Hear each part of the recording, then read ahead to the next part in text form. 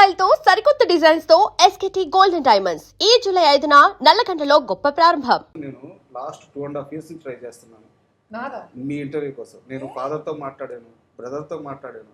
Father వచ్చేసి ఎవరైనా అబ్బాయిని చేయాలనుకుంటే నన్ను చేయాలనుకుంటారు, పాపం చేయడం అవునా?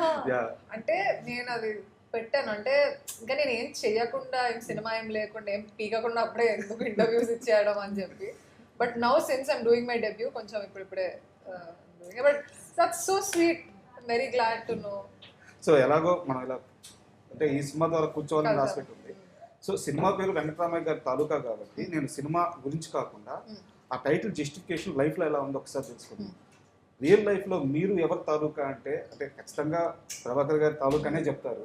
సో వై అంటే నాన్నగారు ఓకే, బట్ ఆయన జర్నీలో మీరు ఏం ఇన్స్పైర్ అయ్యారు, సో ఎంత గర్వంగా చెప్పుకుంటారు, దానికి కారణం ఏంటి? ఇలాంటి ఇన్సిడెంట్స్ ఏమైనా ఉంటే చెప్పండి.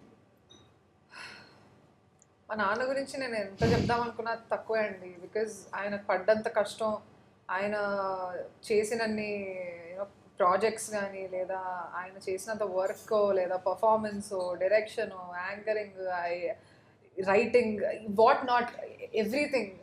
బుల్లితెర మెగాస్టార్ అనే ఒక ట్యాగ్కి 100% జస్టిఫికేషన్ అయ్యే ఒక వ్యక్తి ఆయన. అంత పెద్ద వ్యక్తి ఇంట్లో నేను పుట్టడం నాకు చాలా గర్వంగా ఉంది. అండ్ ఏవో చాలా పుణ్యం చేసుకొని పుట్టేశాను నేనైతే, చాలా లక్, టచ్ వుడ్.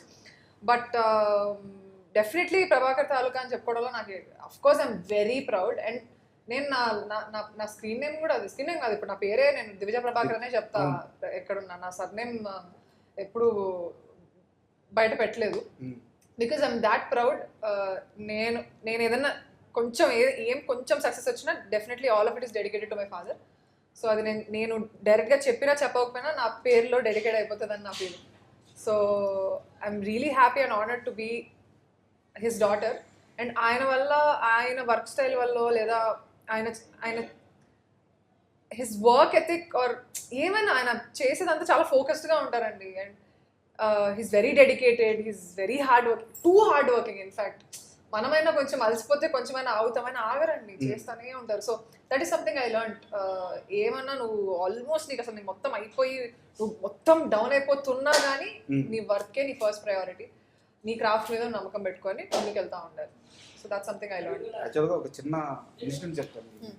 అంటే ఖమ్మంలో ఒక హోమ్ గార్డు ఎదురింటి అమ్మాయిని చూసి ప్రేమించి పెళ్లి చేసుకున్నారు. అండ్ మీ ఫాదర్ మదర్ది సఖీ సినిమా మీ వాళ్ళ స్టోరీ అది. అంటే తాళి కట్టేసి ఇంటికి వెళ్ళిపోయిన తర్వాత ఇంట్లో తెలియకుండా ఉండడం. సో తెలుసా మీకు విషయం? ఆ సఖీ సినిమా స్టోరీ అంతా వాళ్ళ పేరెంట్స్. మీరు చెప్పిన కానిస్టేబుల్ ఆయనేనా? ఆ హోమ్ గార్డ్ కూడా ఆయనే. అవునా? ఓకే.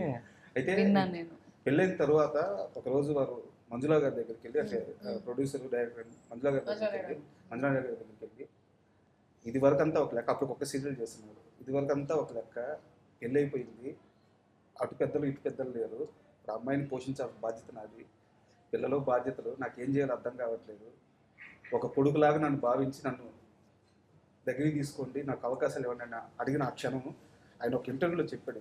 అంటే ఆయనకి డే 1 నుంచి కూడా ఫ్యామిలీ అన్న, రెస్పాన్సిబిలిటీస్ అన్న ఎంత బాధ్యతగా ఉంటారో అర్థమయ్యే మూమెంట్. సో నిజంగా ప్రభాకర్ గారికి నేను చాలా పెద్ద బిగ్ ఫ్యాన్ని. అందుకనే నేను మిమ్మల్ని ఇంటర్వ్యూ చేయాలి, ఎందుకంటే ఆయన గురించి ఆయన చెప్పుకోలేరు కాబట్టి మీ ద్వారా తెలియజేయాలని నేను యాక్చువల్లీ స్టోరీ కుక్ చేసింది మా డాడీని. డెబ్యూ కాబట్టి హీ హర్డ్ ద స్క్రిప్ట్. ఆయన విన్నారు, ఆయన విని ఈ జనరేషన్కి చాలా ఇంపార్టెంట్ ఇది తెలియడం అని చెప్పి హీ ఫెల్ట్ ఇట్, ఈ సినిమా డెఫినెట్గా నువ్వు చేయాలి అని ఆయనకు అనిపించింది. కాబట్టి ఇంకా అంత డెసిషన్ తీసుకునే అంత వయసు, ఎక్స్పీరియన్స్ నాకు లేనప్పుడు పెద్దవారుగా ఆయన చెప్పినప్పుడు డెఫినెట్గా నేను కూడా కళ్ళు మూసుకొని ఓకే చేసేస్తాను నాకేంటి అనే ఇదిలో ఉన్నా. బికాస్ ఐ వాజ్ రెడీ, నేను చేస్తా, okay I'm ready to do films now అని చెప్పి అనుకున్నప్పుడు he comes to me with this script. బాగుంది, నీ జనరేషన్కి తెలియాల్సింది, సో నువ్వే అది రిప్రజెంట్ చేస్తే చాలా బాగుంటుంది అని ఆయన చెప్పినప్పుడు ఫర్ షూర్ చేద్దాము, ఏముంది. ఇట్స్ ఫ్యామిలీ అండ్ మాది especially we're very family kind of people. So చాలా రిలేటబుల్గా అనిపించింది. అండ్ ఒక తండ్రి పడ్డ కష్టాలు అంతా ఇంత కాదు ఈ సినిమాలో. అండ్ అలాగే ఇప్పుడు ఇన్ఫ్యాక్ట్ నేను నాకు చెప్పినప్పుడు actually I wanted to say this, maybe if my dad wasn't a family man early on, ఫస్ట్లోనే ఆ ఫ్యామిలీ మ్యాన్ అనే రెస్పాన్సిబిలిటీ లేకపోయి ఉంటే maybe he would have become something even bigger. బుల్లితెర మెగాస్టార్ కాకుండా ఇంకా ఏమైనా he might have gone to bigger screens or he might have done bigger stuff. But కేవలం ఆయనకున్న ఫ్యామిలీ అనే ఒక బాధ్యత వల్ల he has become this, and even in that he made the best out of his situation. Correct. So నాకు తండ్రి మీద ఉన్న ప్రేమ మేబీ సినిమా ద్వారా నేను ఏదో కొంచెం, మొత్తం ఆఫ్ కోర్స్ డెఫినెట్లీ నాట్, కొంచెం ఏదో నేను చూపించగలను that this is what love I have for you అనే అనిపించే స్క్రిప్ట్ అండి. సో ఇది ఒక ఫాదర్ డాటర్ ఇమోషన్ కూడా చాలా చాలా క్రూషియల్గా ఉంటుంది ఫిల్మ్లో. సో అందుకే డెఫినెట్లీ ఒక డెబ్యూకి అండ్ పర్ఫార్మెన్స్ వైజ్ టు డెబ్యూకి definitely it's very good performance role. So అందుకే చేద్దాం అని ఫిక్స్ అయిపోయాను. యాక్చువల్గా నా నెక్స్ట్ క్వశ్చన్ కూడా అదే, మీరే అన్నారు పర్ఫార్మెన్స్ అని చెప్పేసి. ఇప్పుడు ఒక కొత్త హీరోయిన్ లాంచ్ అవుతున్నప్పుడు ఒక గ్లామరస్ రోల్ ఏదో తీసుకుంటే 4 పాటలు ఒక 2 సీన్లు చాలు, అమ్మాయి పోర్షన్ అయిపోద్ది, సేఫ్ లాంచింగ్ కూడా అవుతుంది. బట్ ఇలాంటి మూవీ చేసినప్పుడు ఎమోషన్స్ని క్యారీ చేయాల్సి వస్తుంది, సీన్స్ని పండించాల్సి వస్తుంది. మీ చుట్టూ అంటే కొన్ని సీన్స్ మీ చుట్టూ నడుస్తాయి. సో ఫస్ట్ మూవీకి అలాంటి ఒక ఛాలెంజ్ తీసుకోవడానికి అన్ని విధాలా రెడీగా ఉండేరా ఆ సమయంలో? అంటే బై గాడ్స్ గ్రేస్ నేను ఒక చైల్డ్ ఆర్టిస్ట్. చిన్నప్పుడు నాకు 3 years ఉన్నప్పటి నుంచి యాక్టింగ్ చేస్తున్నాను. చిన్నప్పుడు కొంచెం అలవాటు ఉండింది. ఆ తర్వాత కొన్ని ఇయర్స్ నేను ఏం చేయకుండా చదువుకున్న తర్వాత మళ్ళీ కోవిడ్ తర్వాత నేను I came back to acting. కొంచెం ప్రాక్టీస్ ఉండింది, దానివల్ల I'm very confident about my, over confidence కాదు, నాకు కాన్ఫిడెన్స్ ఉంది, ఓకే ఐ కెన్ యాక్ట్, నేను చేయగలను ఈ మాత్రం అని చెప్పి.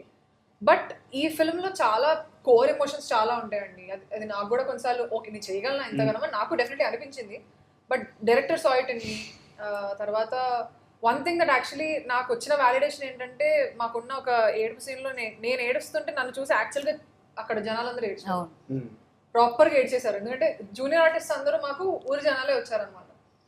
సో నేను ఎంతలా ఇది పర్ఫామ్ చేశాను అన్న దానికి వ్యాలిడేషన్ అక్కడే నాకు తెలిసిపోయింది. అయ్యో పాప ఏడుస్తుందని వాళ్ళు కూడా ఏడ్చాడు. పాయింట్ ఏంటంటే చాలా సినిమాల్లోని గ్లిజరిన్ యూజ్ చేస్తారండి, అవసరం లేదు అసలు ఎట్లా వస్తుందో నేను ఐ వాస్ టర్న్డ్ అనమాట. యాక్షన్ అనగానే ఇంకా అక్కడికి వచ్చి టకటకటగా చేసినప్పుడు ఆ సీన్లో మాత్రం అమ్మ బాబోయ్ ఎమోషన్స్ అయితే చాలా బాగా చేసిందండి. ఎందుకంటే మేము దాన్ని టేక్ యాక్షన్ అన్నంత వరకు మేము నవ్వుకుంటూ ఉంటాం. వెయిట్ ఉన్న క్యారెక్టర్ అంతలాగా ఎమోషన్స్ పండిస్తుందని నాకు కూడా డౌట్ వచ్చింది. బట్ నాకు తను చేస్తుంటే నాకు నిజంగా నేను ఏడ్చేసా. ఒక కట్ అన్న తర్వాత కూడా ఏడుస్తూనే ఉన్నావు, కట్ నాకు అర్థం కాలేదు. వన్ మోర్ థింగ్, మీరు అడిగినట్టు గ్లామరస్ అది అన్నారు కదా, I want talk about that. And for more videos, please subscribe to iDream channel. Subscribe to iDream Media. Please subscribe to iDream. Please subscribe to iDream. Please subscribe iDream. And please subscribe to iDream. For more videos, subscribe to iDream. please like, share and subscribe to the channel. Congratulations, iDream. Subscribe to iDream. Subscribe to iDream. So subscribe to iDream Media. iDream ki iDream team andarki huge congratulations. Please subscribe iDream Media. Please subscribe to iDream. Subscribe iDream. Please subscribe to iDream. iDream అంటే నా కళల channel subscribe చేసుకున్న నోరు తిరుగుతలేదు, మీరైతే గంట గుర్తు కొట్టండి. For more such videos, please subscribe to iDream. Subscribe to iDream. Please subscribe to iDream. Please subscribe iDream Media. Please do subscribe to iDream. Please subscribe to iDream Media. For best entertainment and information, please subscribe iDream. And don't forget to subscribe to iDream.